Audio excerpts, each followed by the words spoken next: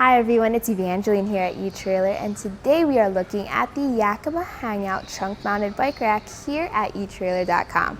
So this is a trunk mounted bike rack that goes onto the trunk of your vehicle. So if you do not have a hitch or you cannot have a hitch installed onto your vehicle, but you still want to carry around some bikes, this may be a good option for you.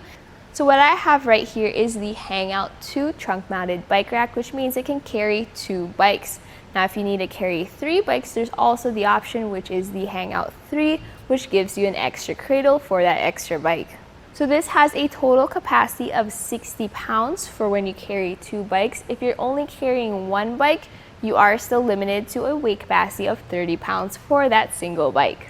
As for the contact points between your bike rack and your vehicle, you have 2 mounting points for the support arms, and you also have 3 hooks.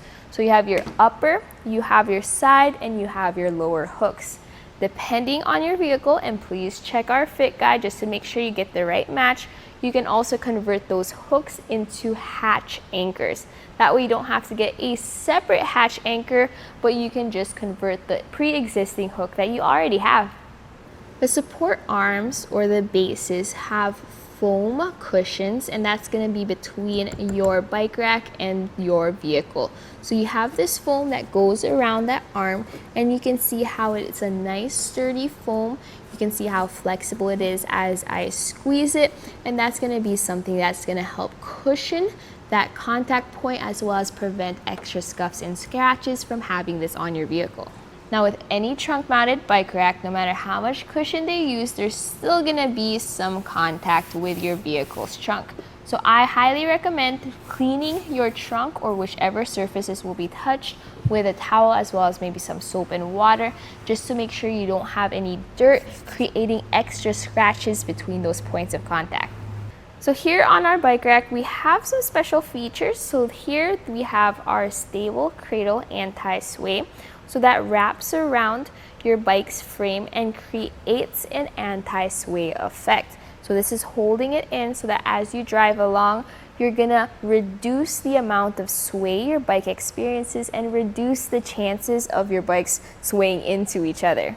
Wrapping around our bicycle's frame, we have these chain straps. So they call it that because they're not made of chain, they are made of rubber, but they are designed to look like chain. So they have those little circles inside, and those are gonna wrap around your tabs on your cradle. So you can see how they go over your bike's frame and then tighten down by being inserted into these tabs. Using these chain straps does require a little bit of extra muscle, especially when your bike rack is brand new and they haven't been worn in much yet. I please recommend that you have these mounted or put into those tabs even if your bikes are not on your bike rack. That way they're not flopping around as you drive around, and you can keep them as effective as possible for as long as possible. So now we're going to take our bike off just so that we can take a closer look at the other features this bike rack has. So you start by taking these chain straps off.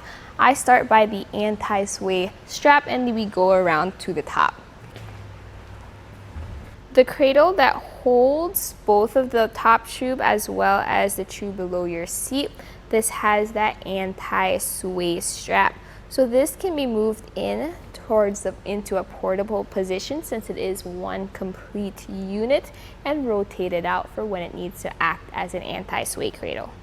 See these bright red levers here on our trunk mounted bike rack? So these are the quick trigger hub adjust bases, and how they work is that you pull them out and then rotate them so they stay in the out position.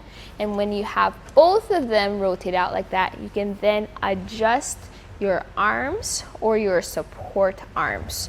So then when you want to bring them back into place, you have it at the angle you need for your bikes. You just rotate it back and line them up with the tabs on the inside, and that will secure them. A cool feature of the cradles is that you can slide them back and forth just in case you need a little extra clearance between your bikes. So you just rotate them just enough so that they can move back and forth. Now, I do not recommend to bring them to their maximum distance because this will throw off your weight distribution just a little bit.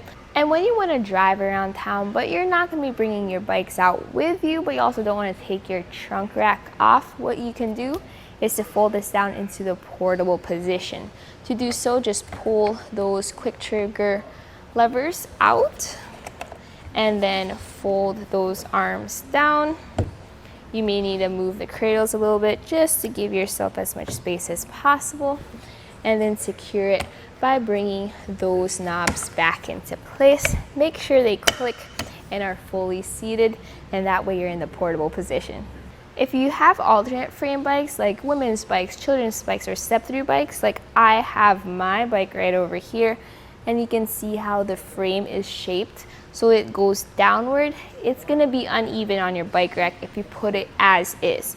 So please, if you do have an alternate frame, try to pick up what we have here is the Yakima Tube Top Adapter Bar, and that's going to help out with carrying a bike like this. Since we do have these hooks hooked around our vehicle's trunk, they do design it so it is slightly padded, so it's not straight metal on metal, but you do have a slight kind of a paint version of the cushion that will help cushion that connection. Some items that you may consider adding onto this bike rack is a cable lock or maybe lock cores, especially if you want something key-to-like with your other Yakima accessories, or the safety lock that goes into your trunk and secures or locks your bike rack to your vehicle. Those are other products that we have here at eTrailer. But something that does come with this bike rack is this safety strap. So the safety strap goes around the wheels of your bikes, and that's going to add a little bit of a stabilization and hold them together. And after that, you go around the frame of your bike rack and then secure it with this cam buckle here at the end. The bike rack is made of a bomber steel construction, which means it's still on the lighter side when it comes to a trunk mounted bike rack, which is good because you need to maximize your weight capacity, but it is also sturdy enough to hold these up and withstand harsh elements. Now I do recommend, since as you do put those bikes on there, scuffs and scratches are going to occur on the trunk bike rack itself, so try to touch it up maybe with a paint marker. That way you can resist rust and corrosion.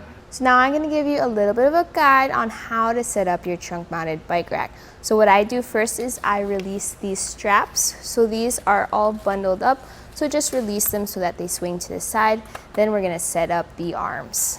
The arms are held in by these red levers. So in order to release the levers, just pull them out and twist them slightly. That way they're right there where that tab holds them open. And once you do so on each side, you can swing them out.